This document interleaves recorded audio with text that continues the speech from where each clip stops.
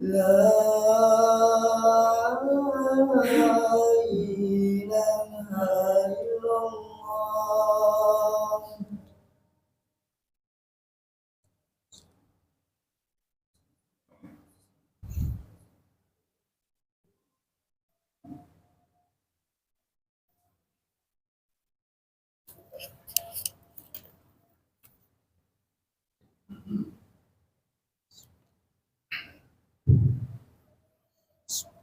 Alhamdulillah allazi khalaqal mauta wal hayata liyabluwakum ayyukum ahsanu amala wa huwal azizul ghafur.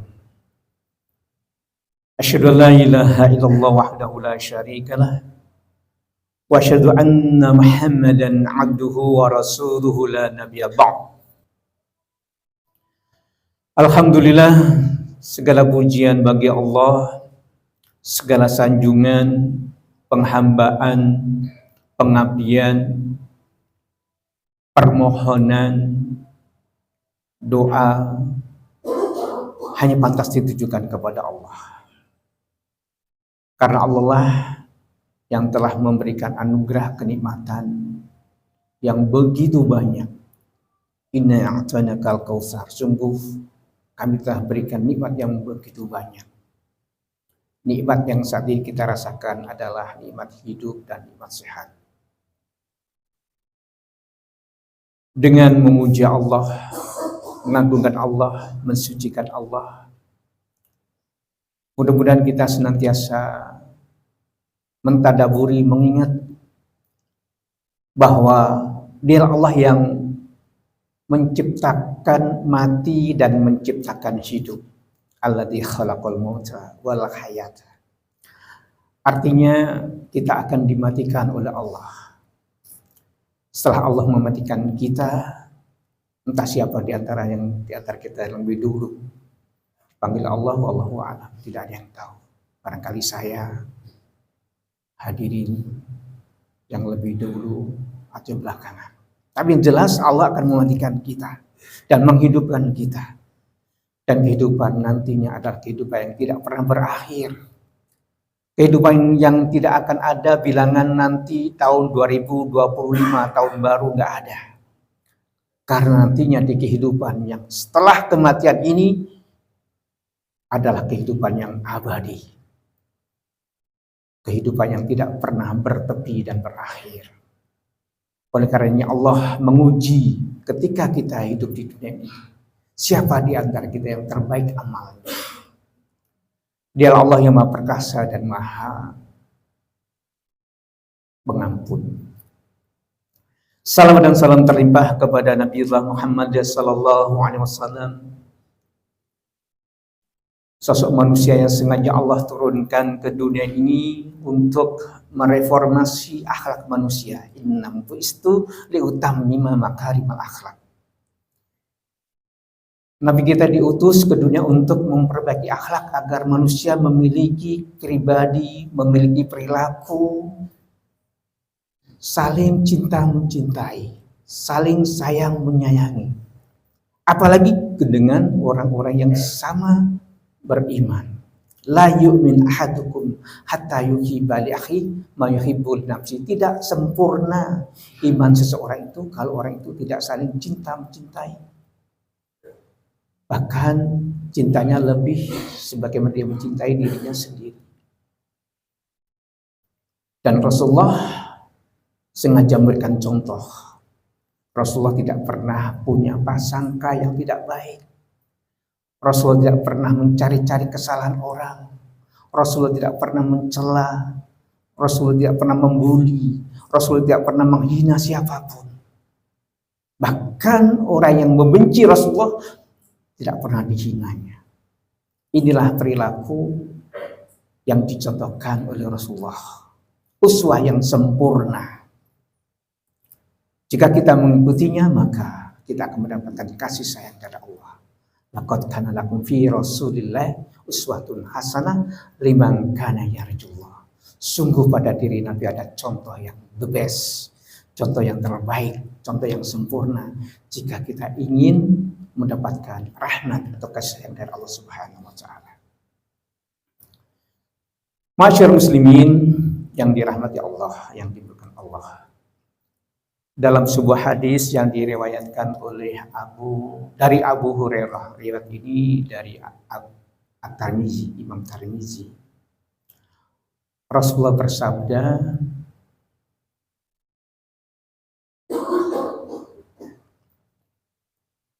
innama awal yuhasabu bil abdu yaumil qiyamah min amalihi salatuhu fa in salahat faqad aflaha wa anja'a wa in fasadat faqad khaba wa khasira, dan seterusnya. Saya penggal sampai di sini saja. In awalu, nanti amalan yang pertama kali yang dihisab oleh Allah, yang diperhitungkan oleh Allah, itu adalah sholat kamu, bukan yang lain. Jika sholat seseorang itu sempurna, maka dia beruntung, menang, dan berhasil, tidak gagal. Jika sholatnya tidak sempurna, maka dia celaka dan gagal, wa khasira, rugi. Artinya sholat ini menjadi tolak ukur seseorang, perilaku seseorang, sikap seseorang. Makanya Rasulullah mencontohkan bagaimana sholat itu yang sempurna, yang benar, tidak keburu-buru, dan tahu apa yang dibaca serta gerakannya. Sehingga seseorang jika betul-betul memahami apa yang dia baca, memahami apa yang dia kerjakan, yang dia lakukan ketika dia takbir, kenapa takbir seperti ini? Ketika dia ruku, kenapa membungkuk? Ketika dia sujud, kenapa dia nyungsep? Kemudian bacaannya pun juga paham. Maka seseorang itu akan sempurna sholatnya. Dengan kata lain akan khusyuk. Namun setelah itu apakah cukup dengan khusyuk ketika sholat? Tidak.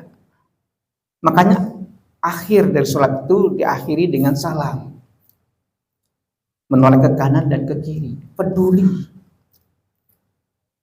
Sholat yang dikatakan sempurna adalah di samping sholat itu betul-betul dikerjakan dengan penuh penghayatan, sehingga seseorang itu sholatnya tidak buru-buru, kemudian dia peduli dengan orang yang ada di sekitarnya, memiliki perilaku sebagaimana ketika dia sholat. Sholat mengajarkan seseorang agar tidak sombong, tidak merasa hebat, tidak merasa paling kaya atau paling miskin biar dikasihani. Memiliki kedudukan yang tinggi. Jadi sholat mengajarkan seseorang itu agar tawadhu, sebagaimana yang dicontohkan oleh Rasulullah. Bagaimana Rasulullah itu dengan aksesoris yang ada pada dirinya. Rasulullah seorang yang kaya, jangan dikira Rasulullah miskin. Rasulullah itu kaya. Ketika melamar Siti Khadijah, maharnya itu ada yang mengatakan 10 ekor unta, ada yang mengatakan 100 ekor unta. Dan unta yang dijadikan mahar itu unta merah. Kalau sekarang itu ibaratkan mobil Mercy. Kalau di total miliaran rupiah. Berarti Rasulullah itu kaya, tapi tidak sombong Rasulullah. Rasulullah itu ahli ibadah. Luar biasa, sampai kakinya bengkak sholat lain. Tapi Rasulullah tidak merasa yang paling suci, paling alim, paling nyunah, tidak. Sampai Allah mengingatkan di surah An-Najm, "Fala tuzakku anfusakum wa a'lamu bimanittaqu." Maka janganlah engkau wahai Muhammad merasa dirinya paling suci, paling alim. Yang tahu ketakwaan seseorang itu hanya Allah. Wa alamu bimanit taqwa.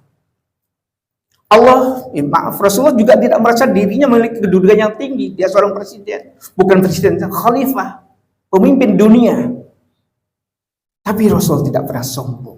Inilah aku. Dan itu diimplementasikan dalam sholat. Supaya tawadhu. Karena yang maha hebat, yang maha segala-galanya adalah Allah.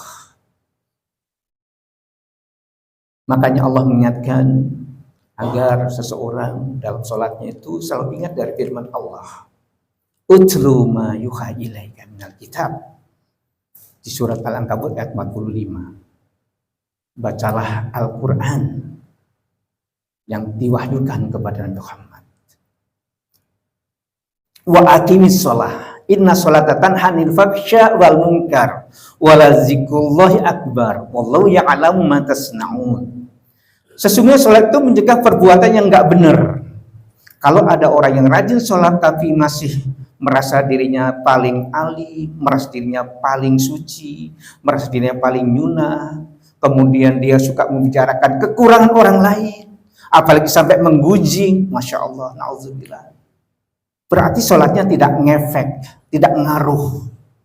Sekalipun dia itu rajin sholat, apalagi yang jarang sholat.